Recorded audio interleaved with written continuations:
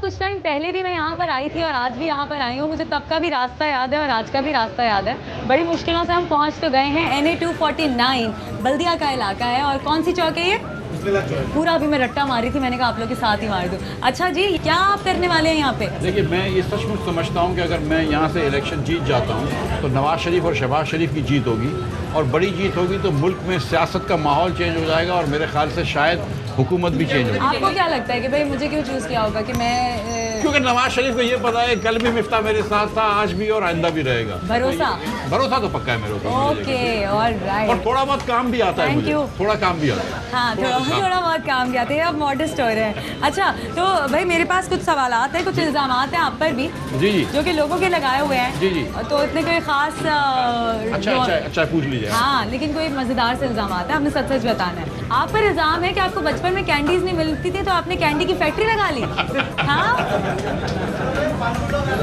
हम तो बल्कि अब मैं सोच रहा हूँ कि मैं कैंडी दे दे के लोगों से, बच्चों से वोट खरीद लूँ। अगर बच्चे वोट दे सकते होते तो मेरे सामने कोई नहीं जीत सकता। क्या बात है भाई, वोट आप लोगों को अगर वोट दोगे कैंडीज जरूर मिलनी है। आप बात घुमाने का फन अच्छी तरह से जानते हैं। नहीं, बात घुमाने का फन नहीं। मुझे कल मैं काशिफ अब्बासी के शो पे था, उसने कहा यार मिफ्ता कुछ भी शो हो, हाँ। हर शो पे तुम आते हो, तुम एक ही बात करते हो कि आटा महंगा हो गया, चीनी महंगी हो गई, दवाई महंगी हो गई। मैं कहा इमरान खान मुझे ये मौका ना दे, दवाई सस्ती कर दे मैं चुप हो जाऊंगा, आटा सस्ता कर दे मैं चुप हो जाऊंगा। लेकिन अगर आपने आटे की कीमत डबल कर दी है तो मैं बात तो करूंगा ना। आप पर इल्जाम है कि आप स्टॉक मार्केट में दूसरों के शेयर्स हमेशा डुबा देते हैं। ये इल्जाम है। स्टॉक मार्केट में कोई इनसे पैसे ना लगवाए अपने पैसे डुबाए स्टॉक मार्केट में, ये इल्जाम अच्छा, आपने डुबाए। ओके, ये इल्जाम अपना। आप पर इल्जाम है कि आप अक्सर कहते हैं खाकान अब्बासी साहब बहुत ही कंजूस हैं। क्यों?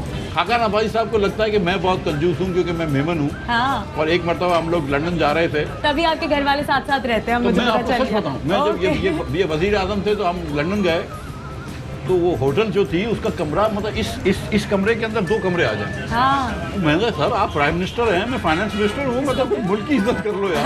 तो वो मुझसे भी ज़्यादा कंजूस है। अच्छा, तो खैर मैं भी पैसे बचाती हूँ तो लोग मुझे कंजूस ही कहते हैं। मगर वो मुल्क के पैसे बचाता था। वो मुल्क के पैसे। ये बात आप पर इल्जाम है कि आपको टीवी शो में भी फील होता है कि आप यूनिवर्सिटी में क्लास दे रहे हैं। आप यूनिवर्सिटी में पढ़ाते भी हैं? मैं यूनिवर्सिटी में IBA पढ़ाता था, IBA में पढ़ाता था। आज भी सुबह मैंने IBA में लेक्चर दिया। और इंशाअल्लाह ताला मैंने जब मतलब ये एक अच्छी चीज़ है, अच्छी पढ़ाना अच्छी चीज़ है।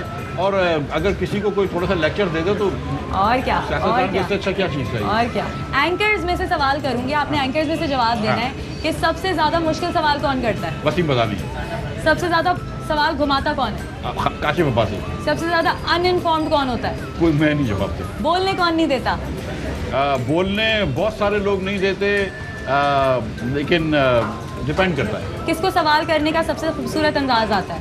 मैं समझता हूँ शादेब खानजादा। लड़ाका कौन है एंकर? तकरीबन सारे ही लड़ाका है ईमान। सबसे ज्यादा लाउड कौन है? नसीम जहरा साहिबा का भी आवाज़ अच्छा निकल सकता है, और कमरान शाहिद का भी आवाज़ अच्छा निकलता है। जरा दिमाग से ठंडा होने की किसको जरूरत है? देखिए, ये एंकर जो होते हैं ना, ये सारे ठंडे होते हैं। ये इस चीज़ की इनको तनख्वाह मिलती है, ये बहुत समझदार होते हैं। हाँ, तो ठंडा होने की जरूरत नहीं है, तनख्वाह कमाए जाओ। सारे ठंडे होते हैं, सारे ठंडे होते हैं। ये हम सियासतदान कभी कभी गलत सोचते हैं कि ये हमारे खिलाफ है, ये हमारे। आपके हिसाब से किस एंकर की सबसे ज्यादा तनख्वाह होगी? एक जमाने में आमिर लियाकत साहब बड़े मशहूर थे। मुझे पता है, मैं नवाब नहीं। कोई एक नहीं? ओके। सबसे ज्यादा डाउन टू अर्थ एंकर कौन है? फरिया इदरीस भी बहुत डाउन टू अर्थ है। वेल ड्रेस्ड कौन है? वेल ड्रेस्ड तो कोई भी नहीं है, किसी को कपड़े पहनने नहीं हाय हाय हाय। सबसे फनी कौन है?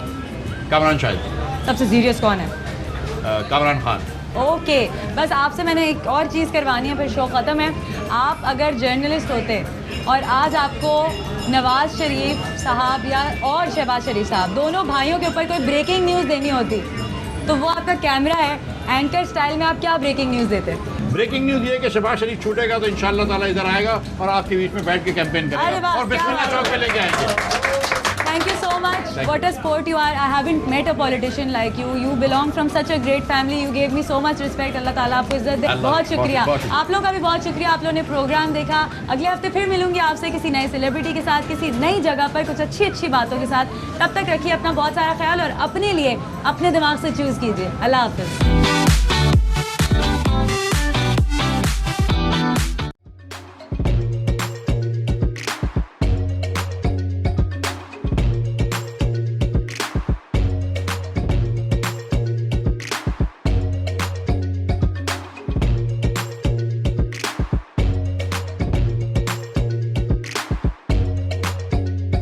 Instead of saving up for a new toy or a trip to Disney World, the 7-year-old بدلاً من توفير لعبة جديدة 来自阿拉巴马州的一名7岁女孩没有花 एक नए खिलौने या डिज्नी वर्ल्ड की यात्रा के लिए बचत करने के बजाय Alabama Anstatt für ein neues Spielzeug oder eine Reise nach Disney World zu sparen, hat Anstatt für un Euskelze oder een reis nach Disney World zu sparen,